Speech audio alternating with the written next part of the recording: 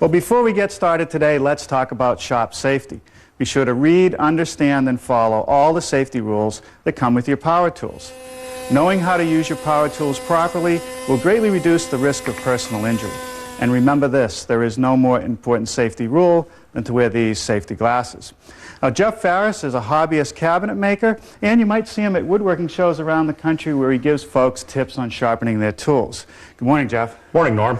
Now, there sure are a lot of different ways to sharpen tools. Lots. Right now I'm working on a diamond stone. We have some oil stones here. These are Japanese water stones, both flat and in a contoured shape to fit your gouges. And then we've got the old reliable, a high-speed dry grinder, which is great at removing a lot of material in a hurry. Now, we've set these things up on our rolling shop cabinet. What recommendations do you have for our sharpening center? Well, we want to be at a comfortable height. We don't want to be leaning over too far or reaching up to it, either one. We'd like to have a surface that isn't going to be bothered if it gets wet or oily. So this laminate would be a good choice, and how's this height feel? Laminate's great for our surface. The height's just about right. Okay. How about storage? Well, we're going to have a lot of jigs and fixtures, attachments, oil cans. We need a place to keep all these pieces and parts. Okay. Now, this cart is on casters. Would you recommend that? I don't think that's a good idea. Sometimes we're going to have to put some pressure against our tool, and even with locking casters you can get some movement. Now, there's one more thing I want to incorporate into our sharpening center, and that's this machinist vise, because we occasionally do some metalworking here in the shop. So I'm thinking that about 2 feet square might be just about right. Won't take up too much room in the shop, yet it gives me what I need. I think it'll be perfect at 2 feet. Okay, so what do you recommend for equipment? Well, my problem with this tool is heat. As you present the tool to the dry grinder, it's very difficult not to generate too much heat at the edge of the tool, and then you draw the temper. So let's look at an alternative.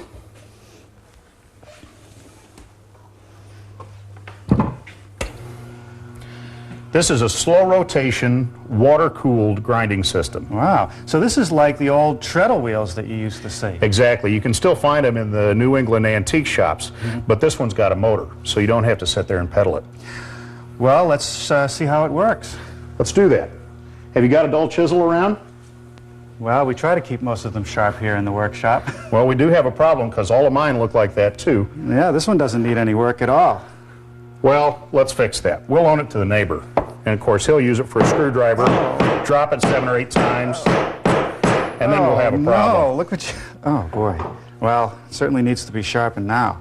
No doubt. Well, let's take a look at how we're going to remove these nicks, reshape the bevel, and get that back to a perfect cutting edge. We'll put it in this holder, lock that down, then we'll slide the tool holder onto the tool support. So it's a jig. It helps you hold the tool. Exactly. We can't lose our angle, either right or left, and the bevel angle is controlled by the height. So how are you going to set that angle? Well, we've got a gauge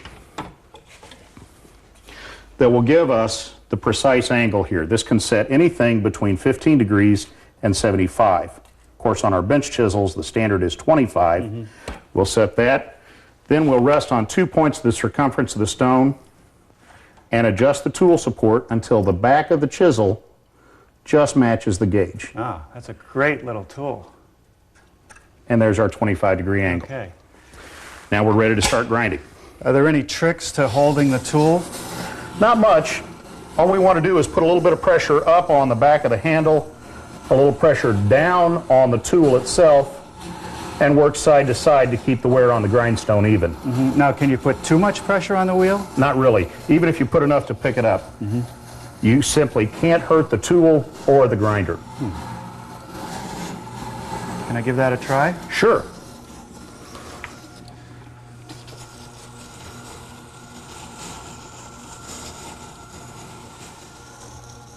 Well, it's been about a minute between the two of us. How do I know when it's complete? Take a look, Norm, see if we still have any nicks. No, I don't see any nicks. Feel on the back side, you should have an even burr all the way across the edge of the tool. That we have. Then we're ready for the next step. And what's that? Well, if we looked at this under a magnifying glass, we'd see a lot of ridges in there. We need to refine the scratch pattern, make those ridges smaller and closer together. So you put on a finer stone? No, actually, we're going to use the same stone. This is called the stone grater, and with this, we're actually going to polish the surface of the grindstone. Feel that now. Oh, that's much smoother than it was initially. Yeah, now we can just go right back to exactly the same stone and refine our scratch pattern. And there we go. Oh, look at that. Almost a mirror finish. I guess we're done. Not quite. We still have the burr on the back side. Oh yeah, I can feel that. And we'd like to refine the scratch pattern on that bevel a bit more. We're going to do that on a leather strop. So that's like the strop you see in the barber shop. Exactly, except now it's got a motor on it. And what was the compound you put on? That's a 6,000 grit aluminum oxide honing compound. Heavy-duty toothpaste. Exactly. You get a real bright smile, but only for a few weeks. We're going to use that to remove the burr, and then we'll polish the bevel. We'll go back and forth from one side to the other 2 or 3 times, and that'll take care of it. Wow, perfect. Nice shine and plenty sharp.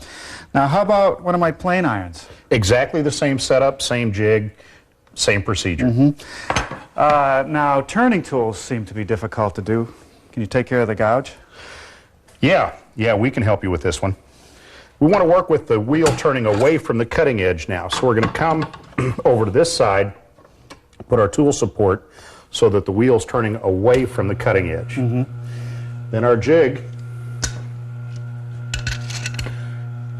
we'll clamp our gouge up in the jig, match up the bevel angle that we had from before. So here you don't use the gauge, you just match the existing No, we're going to bevel. match the existing bevel. Then the flat surface on the front of the jig is going to keep the angle the same all the way around the sweep of the gouge. Jeff, you're using a different honing wheel for the gouge. Yeah, this one's specially contoured to fit the inside flute of your gouges.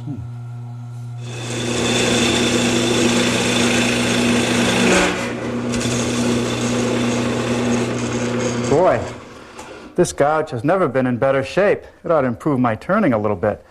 But I got something I think is going to bring you to your knees. One of the kitchen knives. No problem, Norm. This is the knife jig. Put the blade in just about parallel. Put it on the stone, measure our angle, and we're ready to go.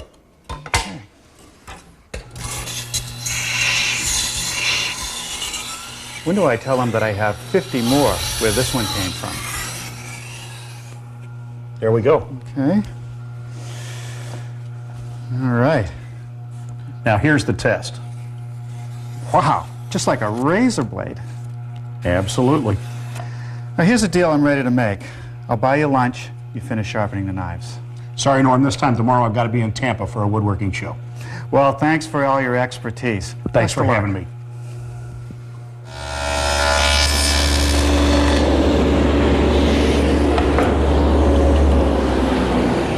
Well, that was an interesting session with Jeff Farris on sharpening. Now, for the last few minutes, I've been working on the parts for the base of our sharpening station. It's all going to be built out of 3/4-inch birch plywood. I've made a rabbet at the top, a rabbet in the middle, and one at the bottom for the fixed shelves. To cover up the plywood edges on the side panels, I'm going to put on some poplar strips that are cut 1/4 inch thick. Could be any wood that you happen to have around the shop.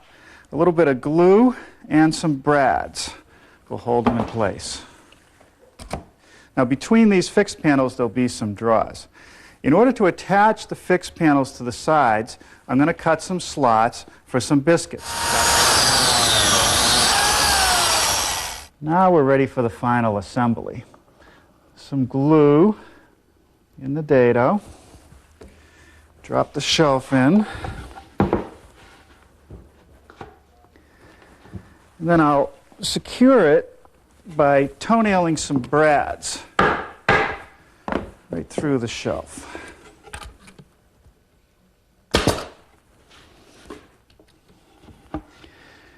Now this second shelf will provide a cavity right here for a pull-out step so that you can get up to a more comfortable height for some of the sharpening operations. We continue to get email asking about this gluing device. It meters just the right amount of glue into these biscuit slots. It's a handy tool to have around. All right, well, I'll let this sit overnight. Tomorrow we'll build the drawers, the top, and the pull-out step. In the meantime, I think I'll practice my knife sharpening skills.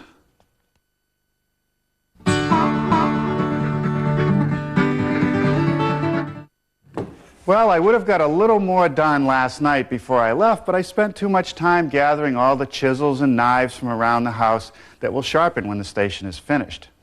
Now, I did come in this morning and remove the clamps and sanded all the joints smooth.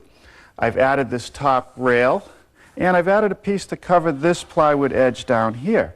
And I want to start today by building that pull-out step. It's basically going to be an upside-down box made out of more of the 3/4-inch birch plywood.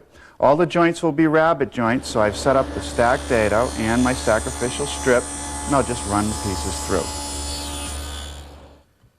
Now I need a top for that step, and this is where my Yankee thrift kicks in.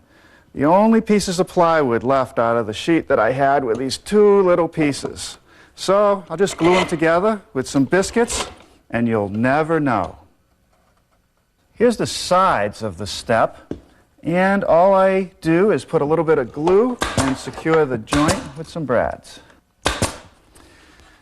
All right, now the top of the step just gets dropped into those rabbets with a little bit of glue. Now secure it with some brads, sand it up, and install it. Okay, that's great. Now on to some drawers.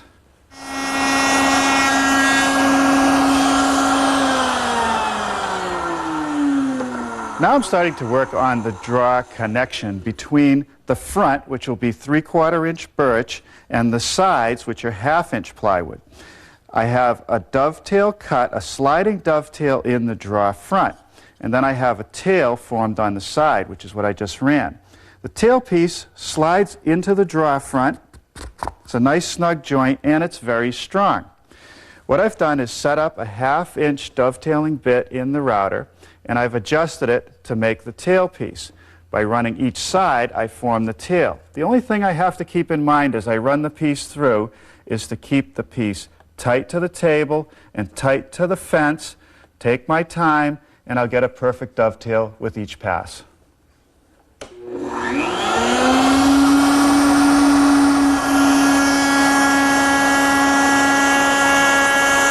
Now I'm going to make that sliding dovetail in the drawer front. I have to push the fence back, and I carefully mark the table when I did the sample, so I know exactly where to set it, which is right there. Tighten that down, and I've now brought my miter gauge to the table because I'm going to use that to guide the piece through. I'll run into the dovetail bit until the back edge of the front comes to this line, and I know that that's where I want to stop it.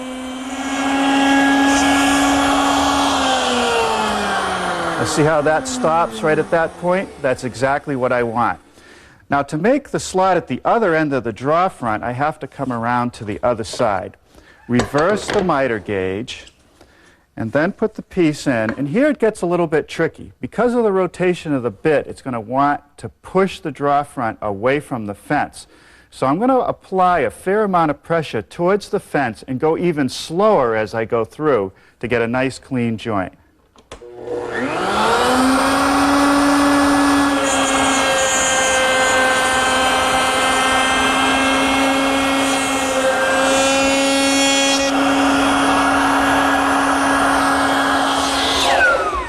Now I'm cutting the side pieces to length. The reason I waited till now was that if I ruined one of these dovetails running it through the router, I had plenty of material to do it again.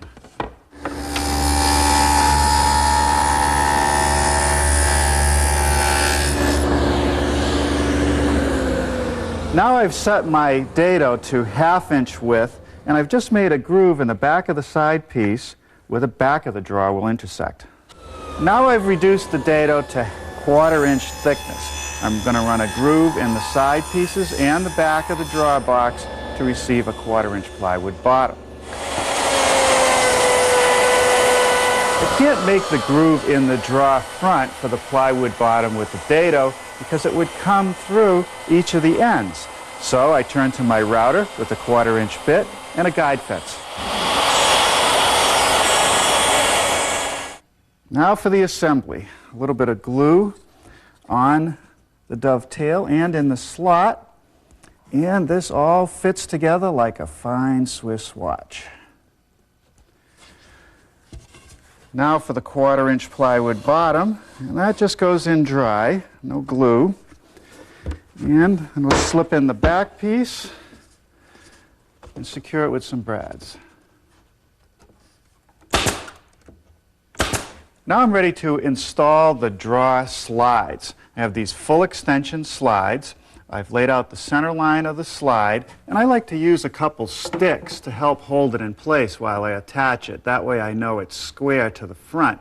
Bring it to my layout line on the front and drill a pilot hole for a couple screws.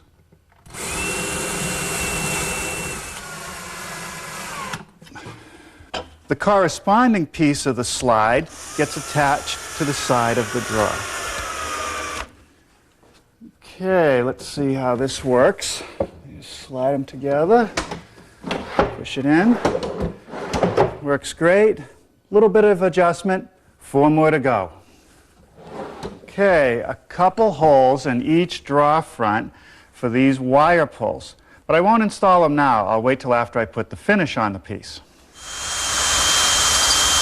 Okay, now I've tipped the cabinet up. You're looking at the underside.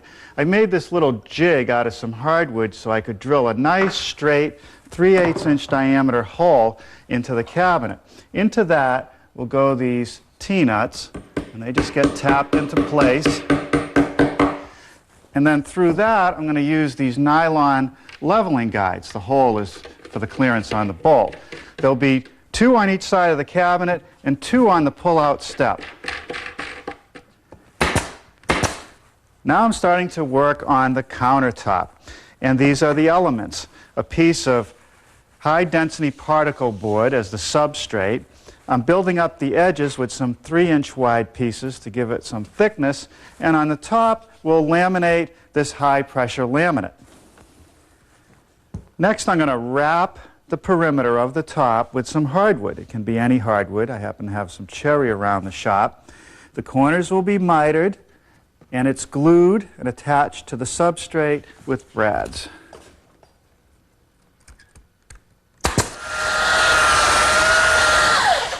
In order to have the laminate stick both to the particle board and to the cherry band, it has to be absolutely flush. So I'll bring it even with the belt sander. With the shop well vented, I'm now applying contact cement to the back side of the laminate. A nice even coat. I just spread it out with a scrap of the laminate. And then I'll put some on the particle board. The particle board may take 2 coats because it'll soak it up so quickly.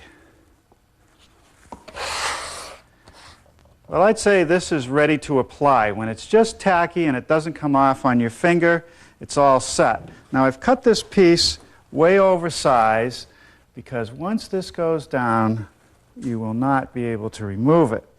So I'll just stick it on the edge, roll it down, and then take my J-roller and start at the center and push out to the edges to remove any air bubbles. To trim the laminate, I'm going to use my router, and I've set up a flush cutting bit. The ball bearing is flush to the cutting edge. The bearing will ride up against the cherry, trimming the laminate flush. Now I've switched to a chamfering bit just to knock off that sharp edge.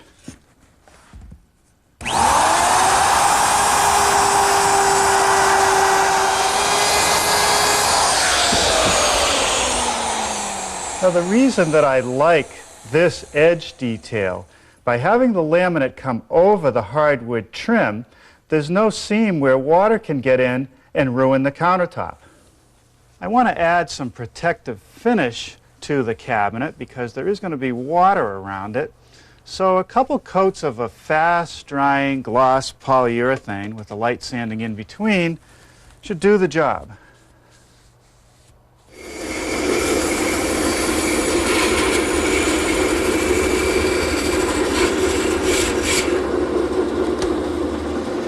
But while that polyurethane is drying, I thought I'd take the time to make a paper towel holder because I'm going to be using a lot of towels when I'm sharpening tools. So I've just taken a couple pieces of cherry and rounded over the edge. Now I'll smooth it at the drum sander.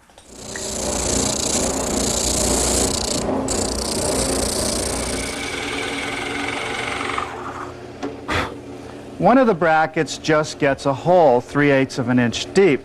The other bracket will get a couple holes to create a slot into which I'll slide a dowel to hold the paper towels. I'll clean out the space in between with a chisel.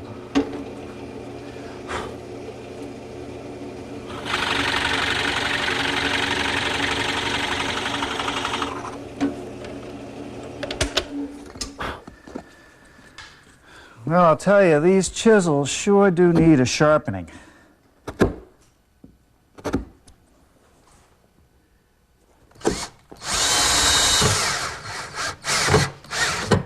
The brackets get attached to the carcass with some screws, driven from the inside. Okay, let's see how that's going to fit. I have a 1-inch dowel for the rod. It's going to be great. Well, now we want to set our vise, so I have to drill some 3/8 inch holes to bolt that down. The vise that we've chosen for our station is a 6.5 inch machinist vise. And even though we don't do a lot of metalworking here in the shop, this is a good stout tool when you have to bend some pieces of metal. Okay, let's see how this station works. I wonder if I can remember all the steps. Now, first I have to grade the stone down to the 220 grit, which will grind a little bit faster.